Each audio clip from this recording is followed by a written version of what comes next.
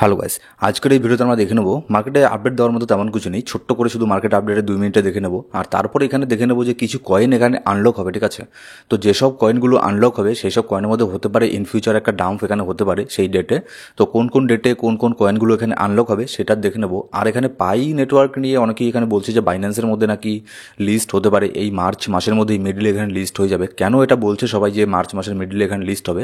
এরও একটা কারণ আছে। লিস্ট না হওয়াটা অসম্ভব কিছু না, কিন্তু লিস্ট অ্যাকচুয়ালি কি মানে হবে নাকি এখানে বাইন্যান্সের মধ্যে লিস্টিংয়ের আরও এখানে অনেক লেটে করে লিস্টিং এখানে হবে, সেটাও দেখে নেবো আমরা আজকের এই ভিডিওর মধ্যে।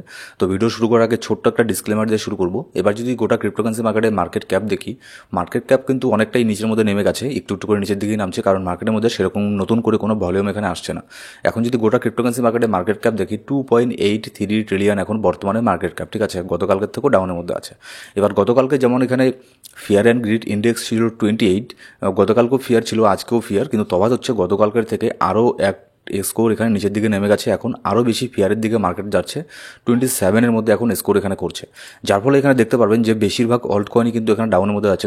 যদি ডেইলি টাইম ফ্রেমে দেখি, যেমন পাইয়ের মতো কয়েন এখানে 12% ডাম্প হয়ে গেছে, পিএলএস 8% ডাম্প, গালা এখানে 4% ডাম্প হয়ে গেছে। শুধুমাত্র হাতে গোনা 2-1টা কয়েন বাদে বেশিরভাগ সব কয়েনই কিন্তু এখানে ডাম্প করছে। ঠিক আছে, আডা, এক্সআরপি এই টাইপের কয়েনগুলোও কিন্তু এখানে ডাম্প করছে, যেগুলোকে এখানে ক্রিপ্টো রিজার্ভ এখানে নিয়ে আসার কথা। ঠিক আছে, তো সেই সব কয়েনও কিন্তু এখানে ডাম্প করছে।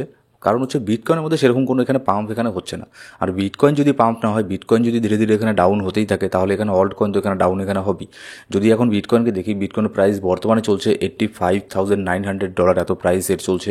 যদি আমরা শর্ট টাইমে এখানে দেখি বিটকয়েনকে, ঠিক আছে, তাহলে কিন্তু দেখতে পারবো ধীরে ধীরে কিন্তু নিচের দিকেই যাচ্ছে এখানে। যদি এখানে উপরের দিকেও দেখি, মানে শর্ট টাইমের জন্য দেখতে গেলে এটা কিন্তু ডাউন ট্রেন্ডের দিকেই এখন যাচ্ছে মার্কেট বিটকয়েন।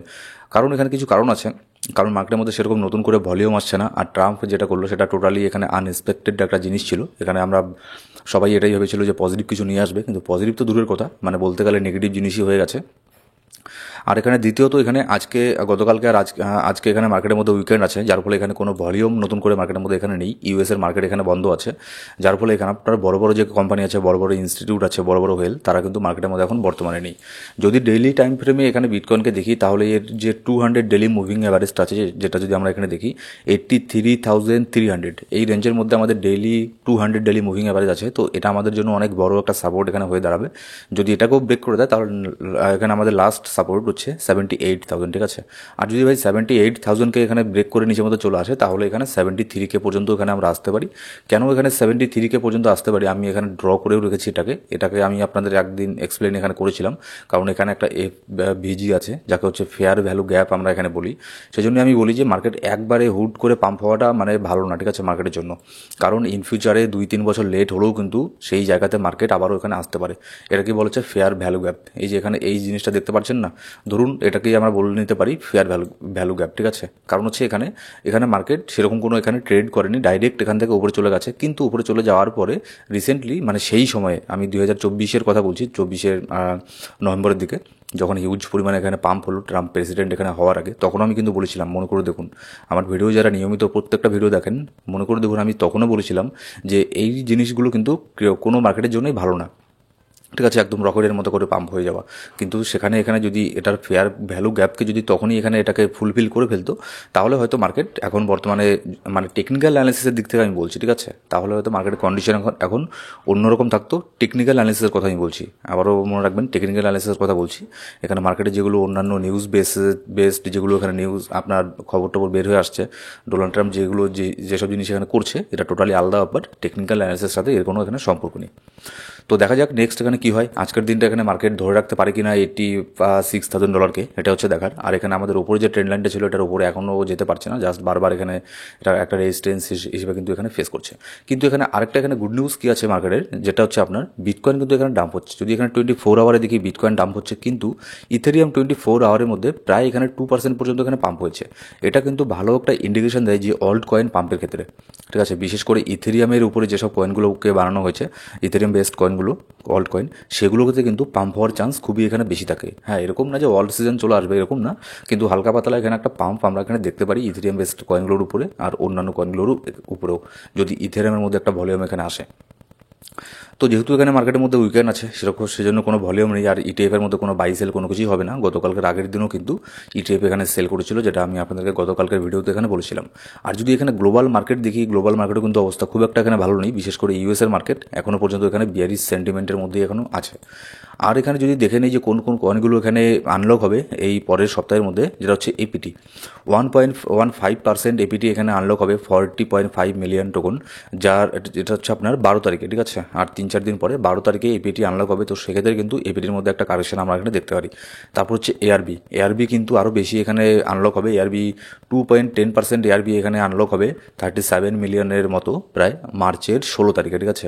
তারপরে কনেক্স এটা আপনার আনলক হবে মার্চের 15 তারিখে, এসটিআরকে আনলক হবে মার্চের 15 তারিখে, তারপর সেই আনলক হবে মার্চের 15 তারিখে, ঠিক আছে। এসটিআইকে এটাও কিন্তু আনলক হবে মার্চের 10 তারিখে, মানে কালকে এটা আনলক হবে এসটিআইকে। কিন্তু এখানে এই তিনটে কয়েনের দিকে আমার নজর আছে, এপিটি, এআরবি আর হচ্ছে সেই।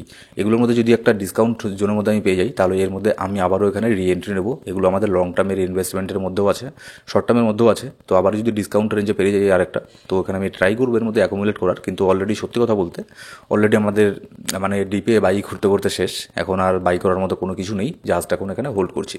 আর আমি যেটা মনে করি আমার মতোই হয়তো 99% এর অবস্থা মানে এরকমই, যারা আগের থেকে ট্রেডিং করছে। হ্যাঁ, যারা নতুন করে এর মধ্যে দুই একে এখানে মার্কেটের মধ্যে এসেছে তাদের ব্যাপারটা আলাদা, তারা অনেক ডিসকাউন্ট জোনের মধ্যে, ডিসকাউন্ট রেঞ্জের মধ্যে অনেক ভালো ভালো কয়েন এখানে পেয়ে যাবে। এবার যদি এখানে দেখে নিই পাইয়ের একটা কি আপডেট এখানে বের হয়ে আসছে। বাইন্যান্স এখানে দুই দিন আগে বাইন্যান্স একটা পোস্ট করে এখানে বলেছিল যে আপাতত এখানে আপনারা পাইকে তারা এখানে লিস্ট এখানে করছে না, ঠিক আছে।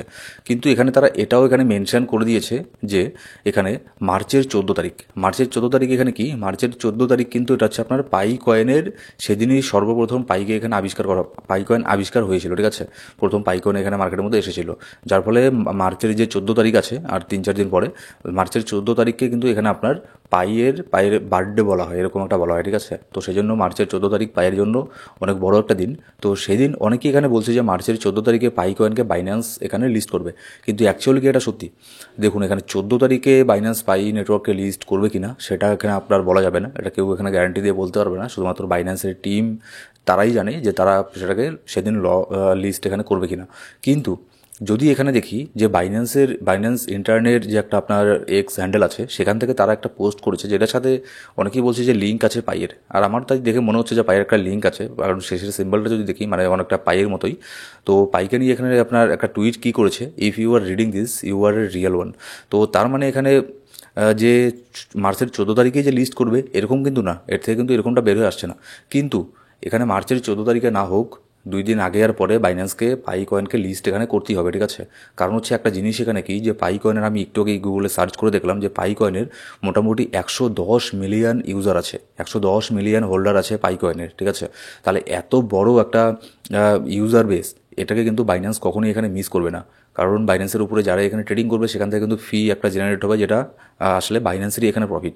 তো এত বড় একটা ইউজার বেস বাইন্যান্স কখনোই এখানে মিস করবে না, অবশ্যই পাই কয়েনকে লিস্ট করবে, সেটা আপনার 14 মার্চই হোক আর সেটা আপনার কিছুদিন পরেই এখানে হোক, ঠিক আছে। আর যদি এখানে পাইকয়েন যদি একটু আপডেট এখানে নিয়ে নিই, দেখুন পাইকয়েন $1 নিচের মধ্যে এখানে আমার কিছু অ্যাকুমুলেট এখানে করা ছিল।